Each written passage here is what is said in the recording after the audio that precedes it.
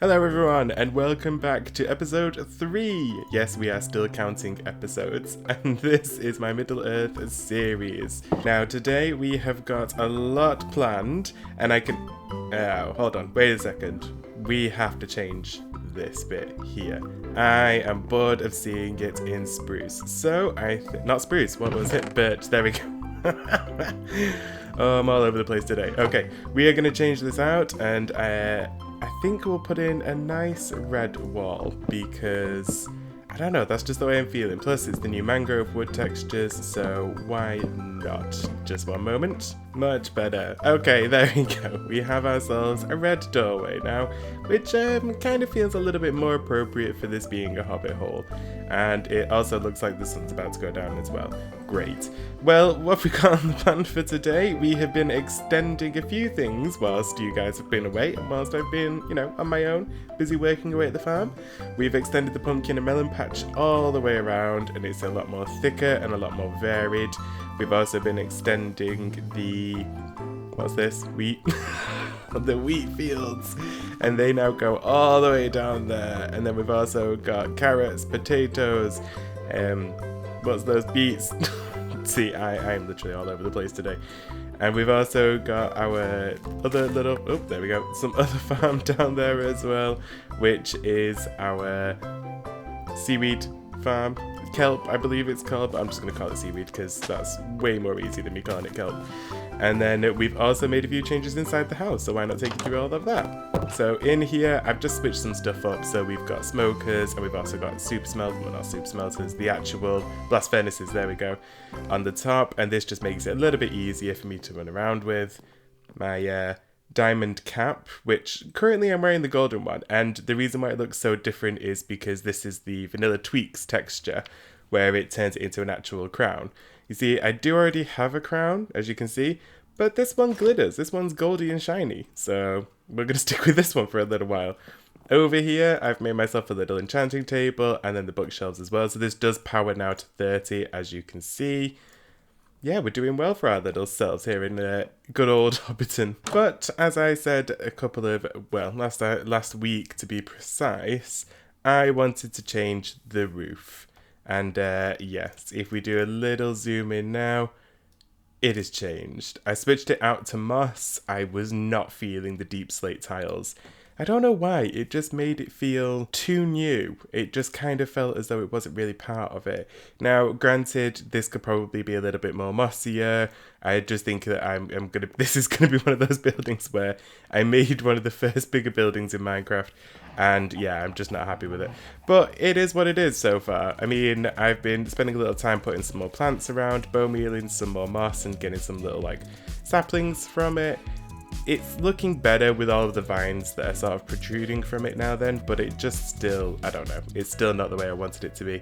I've even switched out the wood here to jungle wood, just to make it look a little bit different. I'm just not feeling it. I don't know why. I made it and I'm like, it's okay. Oh yeah, and also some cows and some chickens as well, because I needed a lot of leather to get the bookshelves up there. So what are we doing today rather than just recapping what we've done whilst everyone's been away? Well, as you can see up here, I have started shearing away the buildings to the village. I want to make a villager breeder hall, but that's not going to be this episode before everyone starts going, ooh, villager breeder hall. Yeah, no, I don't have enough resources to be doing that. What I'm going to be doing instead is making a village breeder and then getting a few places set up in and around here just so that then we can start to build the scene a bit more. You see, these little mounds and hills I kind of want to be Hobbit holes. So I think if we can probably bridge this gap just a little bit, build one in there. This one can also be one as well. Then we've got some space over there too. So we can just dot some around the place, which I think we'll be able to get done today anyway. And then the actual breeding chamber, it sounds so clinical, doesn't it? We have to think of a different way of doing it. The love factory. The love factory can go in here, this bigger mound all the way over here. And the reason why is because I only want this thing working really when I'm here. There is a way of turning this off, but I just want to make sure that it's all set up and running. So inside here is going to be the villager breeder chamber. Yeah, we can sort of set this out. And as you can see, I've been flattening out the land to kind of make out this huge flattened space, which normally is not necessarily good for Minecraft because you want there to be texture and height difference. But this is going to be where my villager trading hall is. So all these houses will be gone and I'll be able to set something up which encompasses almost every single trade that I'm ever going to need, ever. And you may think that's cheating, but this is a long-term world, so I need all the help I can get. Ignore the sheep, I have tied them up for now because, you know, part of wanting to make things is also going to be making a sheep farm where I want to get every single colour so I can start doing rainbow stuff, which is definitely not Middle-earth, but it's, you know, there are some little fun Easter eggs that we can dot here and there. Now, I've started gathering up some materials as well, so some dark oak, some birch, which is going to be integral to this build. We've also got some spruce and some sandstone, some glass, a lot of logs. Yeah, we're kind of in the process of just building a few things up. Some potatoes, and then also some boats. Now, the boats are what I'm mainly interested in, because in each of these little rundown shacks, there are villagers. Some of them, as I was sort of hollowing out the outside shells, I broke a few like steps in, a little bit too much, and some of them escaped. So if we just sort of peepee hole it, as you can see, there is a villager right in there. Now, what I want to do is just to make a place for me to first gather all of the villagers up in. There is too many villagers here to go into one breeding hall. In fact, I only need 2 of those to do that. The best thing that we could do at this moment in time is to gather them all in one place, cover them up, and then once we start to build the little hobbit holes, we can wheel them into those places, because those ones are going to be my select few villagers. Ones which carry the trades that, you know, I'm kind of going to value the most. So things like mending, other sorts of trades like for diamond tools and stuff like that. So yeah, we kind of want to do that first. I think what we're going to do is just start this off by finding a more centralized location. So I think here we'll do. And I've got in here some stuff to just sort of build everything up with. Okay, so what we'll do first of all is start off by making ourselves a box for every single villager to go in. Just as we start, it starts raining. So we'll break the first villager free. I hate doing this in rain, but we're gonna have to at this point. Right, come on, follow me. Follow me. Go boat. Damn it. Go on, get in the boat. Get in the boat. Get in the... No. Come here. Get in the boat. Get in. There we go. Oh, okay. This is one... this is one of about 10. I'm gonna hate my life by the end of today. There's one villager down. Oh, just another 10 to go. I think there's 10. I'm not 100% sure, actually. Let's have a quick scout. I think there's 2 in each of these.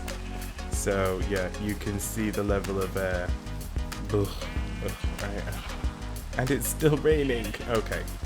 We're just gonna have to get on with it. Finally, the rain stops. Ugh. I hate it when it starts raining. I like it for, like, the ambience and stuff, you know, if you're just playing by yourself. But other than that, I absolutely hate it. Right, okay. Next steps. Let's free the villagers first, and then we can start to worry about where they're going to be going after. That might probably be the best course of action. Not that I know. Let's... Hello? Get in the boat. Get in the boat. Come on. You're almost in there. There we go. It's going to be villager number 2. There, good sir. Would you kindly do me the honour of getting in the boat? There we go. See, he knew what was good for him. You know? Boat time. There we go. Ah, you see, this is getting easier. I just run in, and the first thing I do is throw a boat down. There's another 2, and I don't have to do anything. Oh, just the 1. Oh, and he's making a break for it. No, come back. Right. Not this way. Not towards there. This way. No. Damn it. Pathfinding towards a barrel. Get in the boat. Get in the boat. Okay, get in the boat. Right, I have taken all the barrels. What will you do now? Will you follow me for barrel? Come on, follow this barrel. Yes, very good.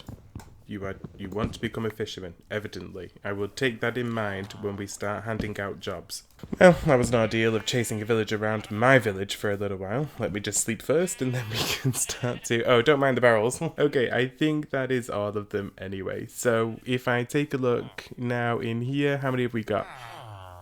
1, 2, 3, 4, 5, 6, 7. Okay, we've got 7 villagers, and the machine that I'm going to do is going to make 1 villager an hour, as far as I know. So, you know, we could come out with quite a few here. And I think we're just going to take the rest of all of this down. We'll do that real briefly. BRB. Okay, and we are done. We have cleared out all of the surrounding landscape. No more buildings left. Everyone is now encapsulated in this little makeshift castle, as you can see if I bounce up and down. So now we're going to have to start the beginnings of the villager breeder. Now, I've already marked off a place where I'm kind of thinking it's going to be going, which is here, underneath this giant mound. And it's probably easier to keep it somewhat above, just with the system that it uses in place. So, I think we'll just hollow this out a bit, and then we can start to get everything all set up. Give me a moment, and I'll be right back. Okay, so here we are. We have created a little bit of a farm. As you can see, this looks really ugly actually. I'm just going to change this because it's light enough in here. We've got one in all 4 corners. There we go. How does this now work? So effectively I've started to hollow out underneath here, and then I've got this little bridge here so that then when we bring the villagers in, we can put them there, take this away, and then instantly they are trapped effectively, so they can't go any further. They're going to start basically looking after these, and then they're going to turn that into basically fuel? Oh yeah, fuel I suppose. They're going to start using that so that then they can feed. And obviously a full villager is a happy villager, because that means that they are then able to breed. Now down here, there is going to be a system of waterways. So effectively we'll have a trapdoor here, they'll drop down into here, get carried along as baby villagers, and then they'll spring out of the ground there, ready for us to collect them. It's somewhat simple. I have never really done this before. I've never really needed to in my own sort of server. So yeah, this is a bit of a... This is... This is more complicated than I am probably used to, because for me it was just a case of I needed 4 villagers, I've got 4 villagers, we're done. I'm now trying to create an entire population of villagers. So this is going to take some time, but we can now move the 2 of our villagers in there. So let's get that started now. Now, who shall be the lucky chosen ones? Let's have a look. Back it up, reversing. I'll be back. Right, now we just have to get this one along and then over there. And hopefully it's going to pair straight away with the composter. And then jobs are good and we don't really need to do anything after that then. So let's see what happens. I do have some beds, so I should be able to put a bed in there as well, just in case it's needed. Now, hopefully he passed fine. No, come this way. No. Come on. In here. In here. You want to be a... Come on. No, where are you going? Where are you going? Why? You're gonna make me have to boat you, aren't I? Right, okay. Get in the boat. Get in the boat. Get in. There we go. You are now a farmer. So, we have got one in. And that only took me 20 minutes. Okay, next one. Right, that's the first part done. Can you believe? Now it just comes the task of trying to sort out the water system below. And yeah, that's no easy feat. Okay, they're getting along nicely. I don't even see where they are anymore. Oh, there they are. Hi guys. Okay, so what we effectively need to do is create something which is going to create a collection system which runs down here. So there will be effectively a waterway unit which runs all the way down. So what I'm going to do is just block up this front bit with some glass.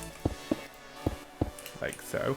Now they can still see out of here, and this actually gives you a really good sort of eye view of where you need to make everything and set everything up. So if you want to, you can create a section from here and here. Now effectively the eye view is going to be across this point here. So you can go 1 and then 2, and then like I say, they will see this as blocks. So you don't really want them to do that just yet until you've got yourself some trapdoors. Here's the way that I normally tend to do it. I tend to be placing it there, trapdoor down, and then place it there, trapdoor down, and then you can place it there as well if you want to. Now they're not going to be able to go any further than this anyway, so I'm really not too worried about it. I was just trying to figure out what I did wrong, and then I realised, yeah, it was this bit. So 2 trapdoors which run down here, and then this section here. So it's surrounded by invisible glass blocks, and then this bit here as well. So what'll happen is the child will come running through here once it's been bred by these 2. We'll see the beds across this section, and then we'll drop straight down into the filter system at the bottom here.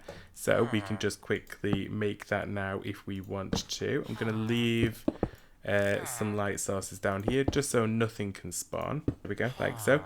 And it doesn't need to be 2 section down if you don't want it to, but at least have it as the 1.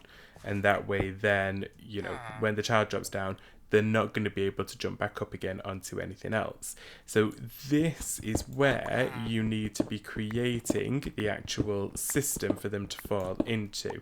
And it has to be away from where the beds are, but not by too much. So you can create a waterway system. So the water would be running from here, and you can have it span all the way down, and then you can have it run underneath. What this then means is when you get back up to the top here, your collection system is going to eventually run out here. And you can create a garden pen, you can create a roofed off section, you can create it so that then nothing can get into it from here. And of course this will all be being blocked up as well. The only thing you can't do is allow it so that then the beds themselves are not seen. They have to be seen, otherwise they're not going to realise that they can actually sleep. Just going to remove these bricks out here, and then I'm going to, this is just for me so that then I know where I'm going. I'm doing it as more of a guideline. You don't have to do it this way naturally. You can do it whatever way is easiest for you.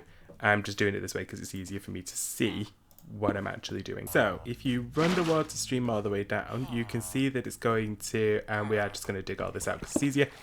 You can see that it's going to start running under here. Now if there's any gaps, you're going to want to fill those gaps up just because you want it to be a direct line straight the way underneath. How far you go is up to you. You know, you don't need to go too far out, but you want to go enough space so that then you effectively have the room for it. So by putting a block under there, villages are 1 block, you know, baby villages are 1 block high. So they'll run underneath this block here.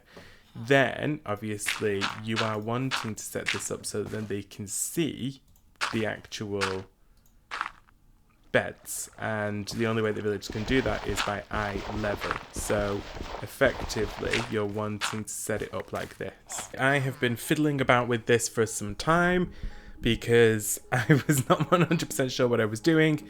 But yes, I finally managed to get it to work. There is 2 little villages in there, and then if we start to uncover some of the grass under here, you'll be able to see just how this whole thing is actually working. So, villagers are now in there. I have fed them so many potatoes it is untrue. And then behind this glass box we have got some of the trapdoors. And what I was missing out was a trapdoor just here as well. And this kind of gives the impression that the villagers can walk straight across it. I've also stuck in a few more beds just to make this thing a little bit more productive. 1 an hour is a little bit, it's not the best, not for however many we need. But what you can do is, once you hit a certain point, you can block off this sight hole here, and then that will stop the villagers from breeding because they won't be able to access these beds anymore. They can't now, but they won't be able to think that they can access the beds. And that's it. This should now passively start to make myself some little villagers here. But before we can do all of that, I still have the villagers in my little box here.